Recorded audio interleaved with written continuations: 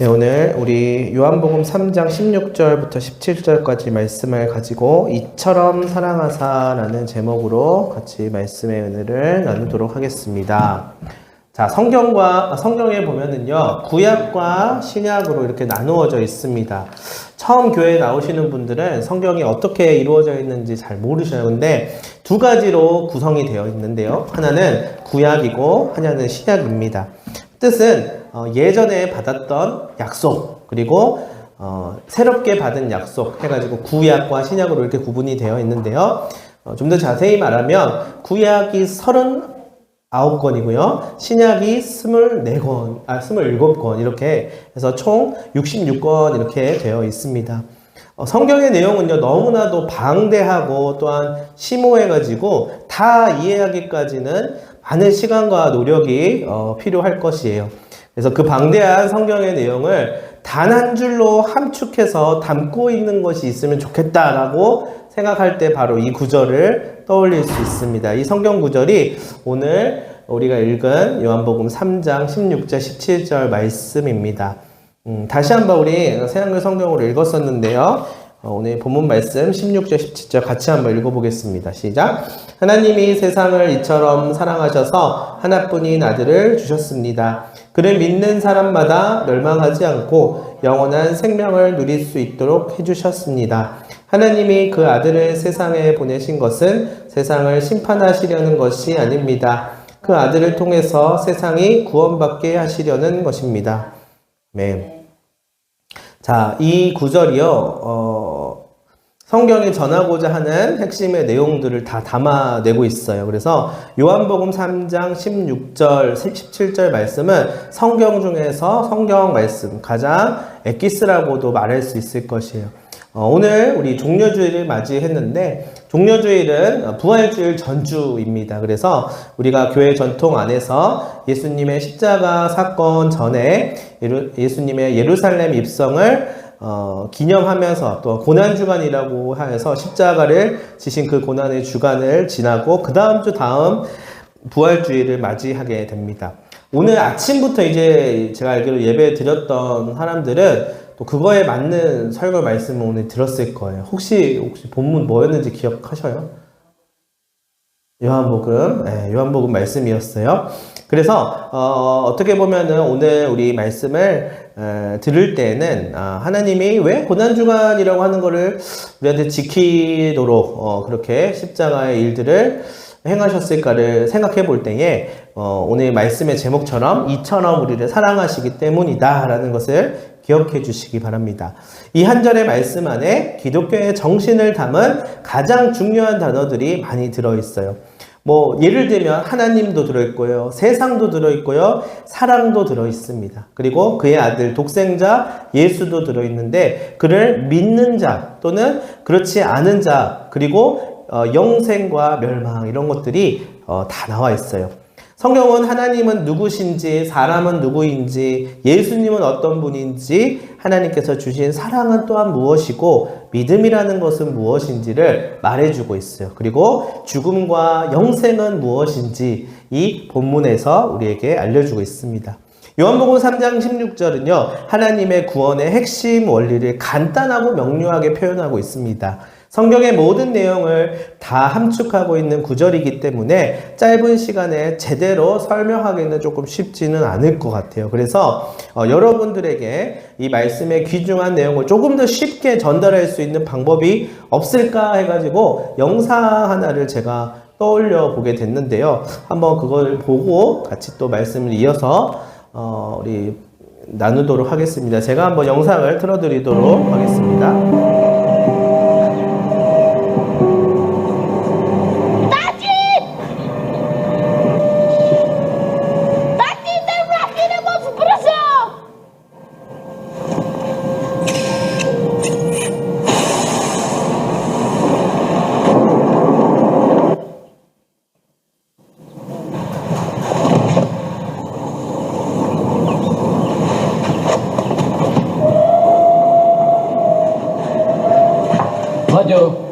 라디오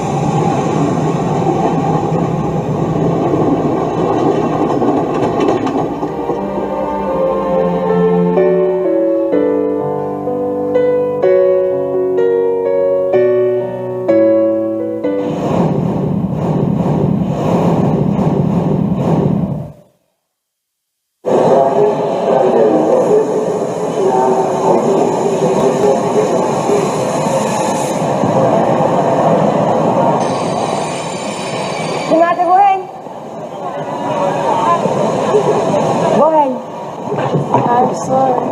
You are a nice boy, but I'm too beautiful for you. Goodbye, Brad from America.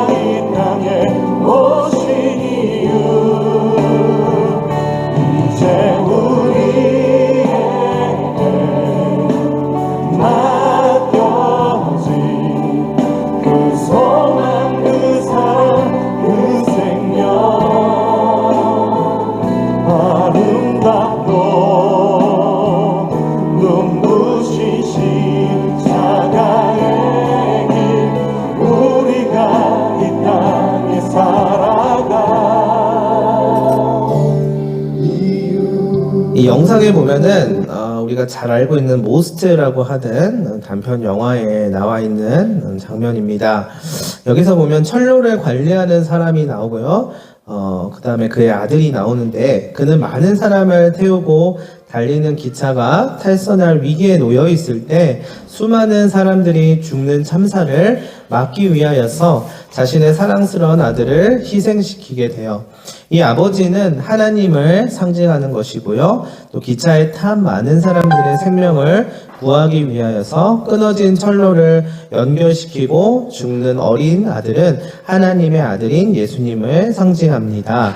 아버지와 아들의 고통을 모르는 채 자신들의 즐거움만을 추구하는 승객들은 타락한 세상을 상징하지요.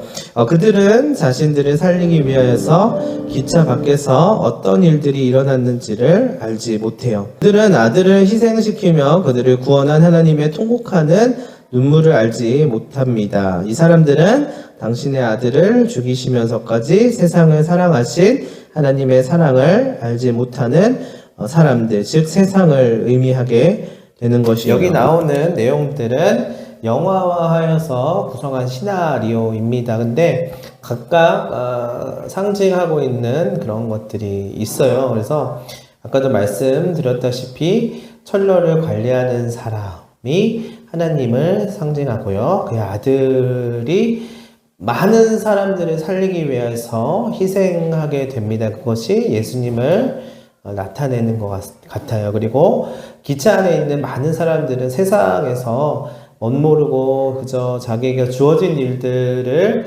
그저 개인적으로 살아가는 사람들이에요. 그 중에서는 평범한 사람들도 있지만 보시다시피 자신을 또 망가뜨리기도 하고 스스로에게 좋지 않은 모습을 보이는 그런 경향들도 있었는데 누군가의 보이지 않는 희생으로 인하여서 결국은 그 사람이 나중에 철로를 관리하는 남자를 만났을 때는 한 가정을 꾸려서 행복하게 살아가고 있는 모습을 보게 되는데 그들에게 있어서도 기회가 또 주어져서 세상을 잘 살아갈 수 있게끔 되었다라는 단편 영화예요.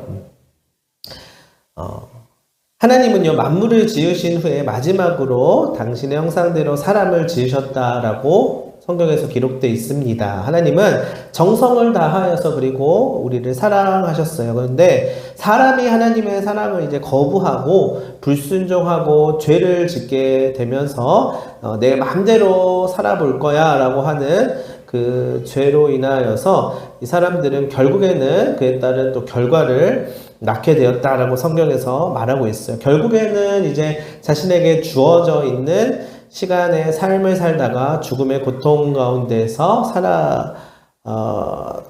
지게 되는 것이죠. 그러나 하나님은 창세기에서 말하다시피 그 에덴에서 쫓겨난 사람을 다시 에덴으로 회복하시기를 원하셨다고 해요. 다시 말해서 하나님께서 사랑하시는 만큼 또한 생명을 부여해 주시는 그런 모습을 우리에게 성경을 통해서 약속해 주셨다는 것이에요. 그래서 하나님은 그것에 대한 죄값인 사망을 치르기 위하여서 당신의 아들을 그들의 죽음을 대신 죽음의 자리로 내어놓게 하셨습니다. 그런데 거기서 이제 끝이 아니에요. 그러면 그냥 개죽음이죠. 근데 하나님은 예수님을 다시 3일 만에 부활하게 하셨어요. 그래서 그분이 부활하심으로 인하여서 이분이 참 하나님이셨구나 라는 것을 증명하시고 우리도 그분의 믿음으로 인하여서 죽음이 끝이 아니라 영생의 삶을 살 수 있는 소망을 갖게 된 것이에요. 이를 통하여서 하나님께서 사람에게 주신 말할 수 없이 큰 사랑을 깨달은 사람은 하나님의 사랑과 은혜 앞에 감사할 수 있게 되는 것이에요. 그렇지 않으면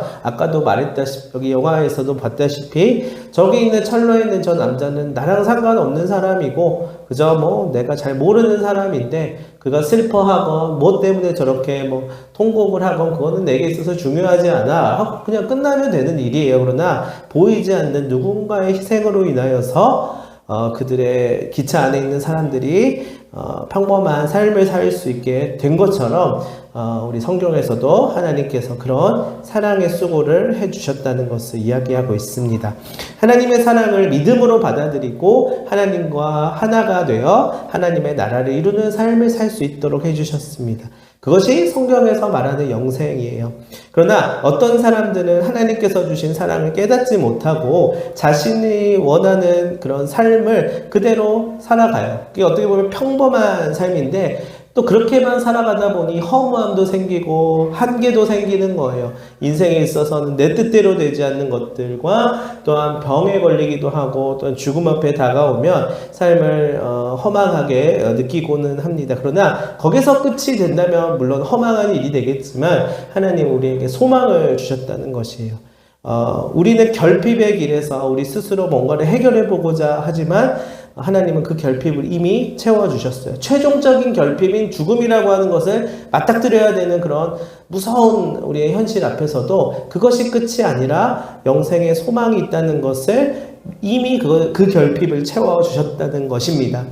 저는 본문에 나오는 모든 단어가 소중하지만 요한복음 3장 16절에 보면은요, 하나님께서 세상을 또한 우리를 이처럼 사랑하사라는 이처럼이라고 하는 단어에 큰 감동을 받았어요. 이처럼 사랑하사. 이만큼 사랑하신다는 거예요. 우리가 생각하는 것처럼 내가 사랑하는 누군가를 이 정도로 사랑해요, 저 정도로 사랑해요, 이렇게 비교할 수 없을 만큼 하나님의 수준에서 정말 이처럼 이만큼 사랑하사 그의 아들을 통하여서 우리가 구원을 받을 수 있게 해주셨다는 것이에요. 얼마만큼일까요? 하나님께서 하나밖에 없는 아들 예수님을 우리를 위해 죽음에 내어주실 만큼 우리를 사랑하셨다는 것이에요.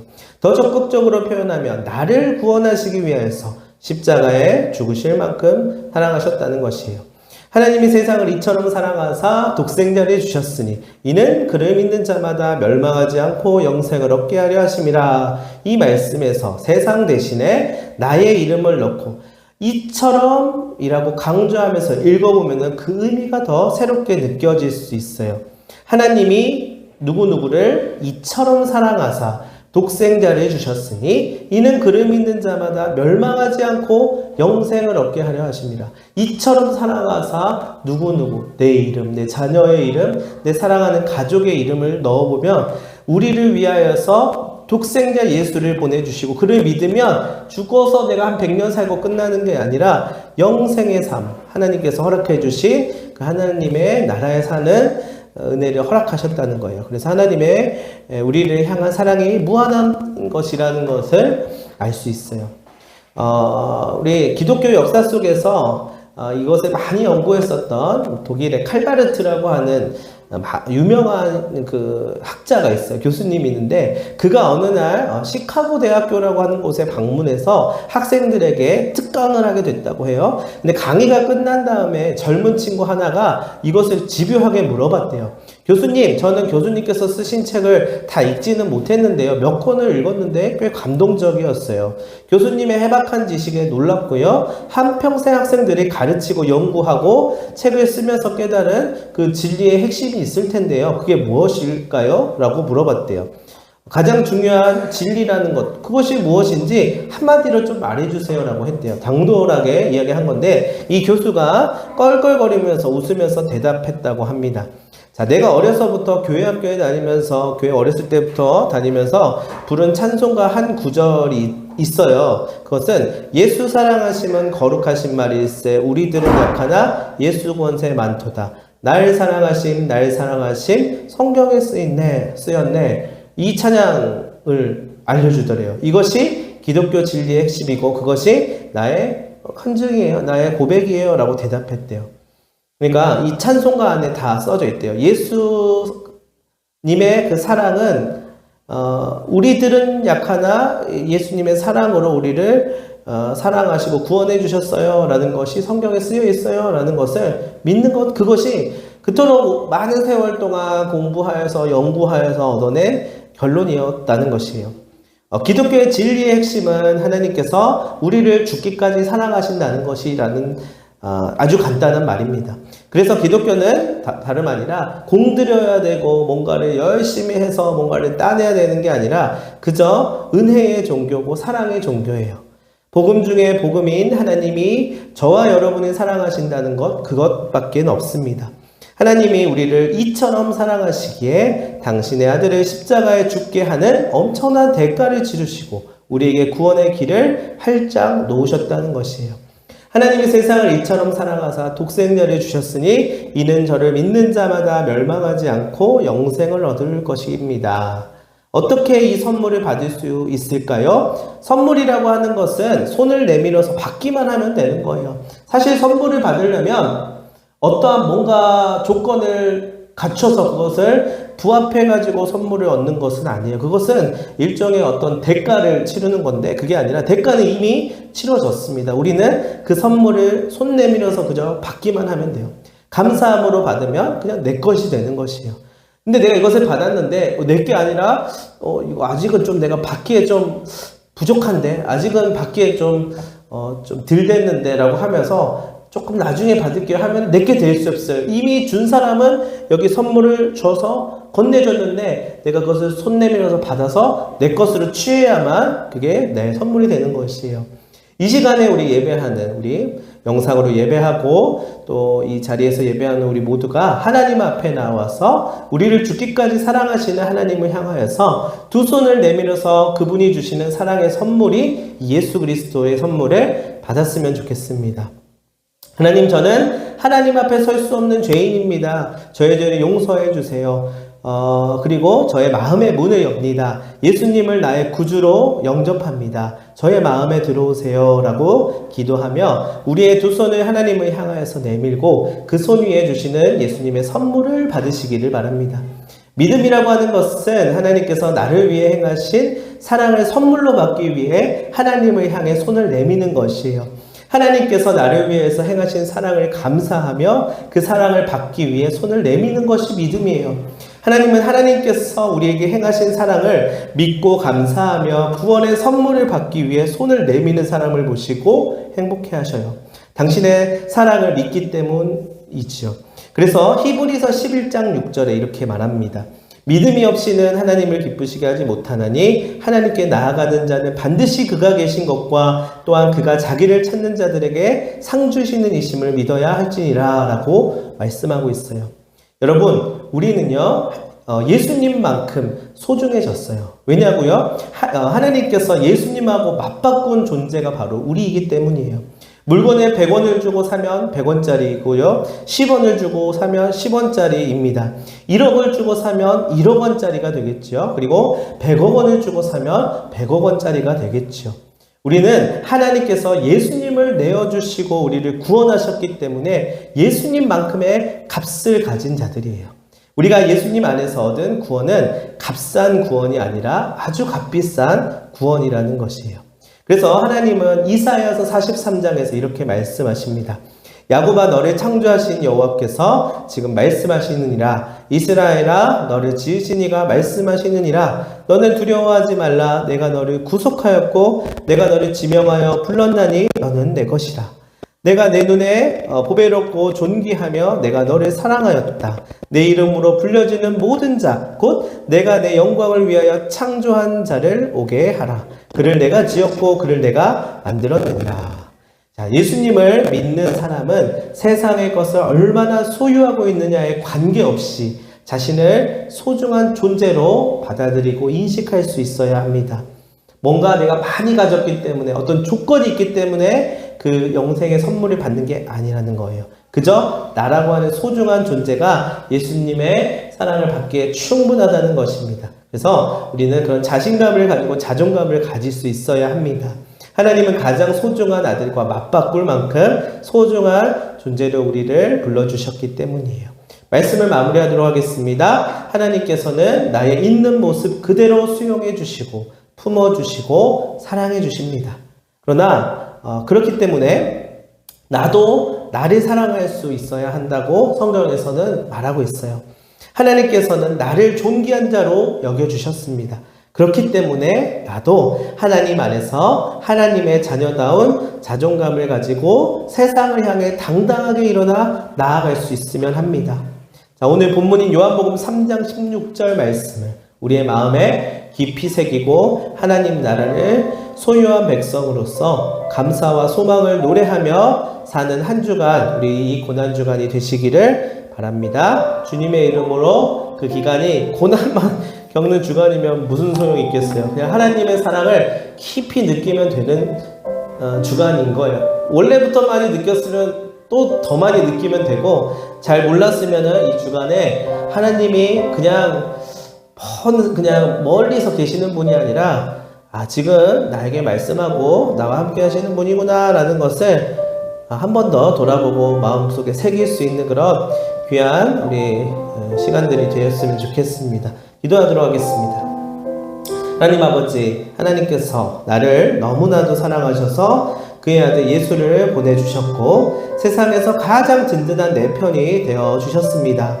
많은 돈을 가지고 큰 명예를 가지고 수많은 사람들을 갖는 것보다 더 큰 축복을 받은 자로서 항상 자신감을 가지고 감사하는 자가 되게 하옵소서. 예수님의 이름으로 기도합니다. 아멘.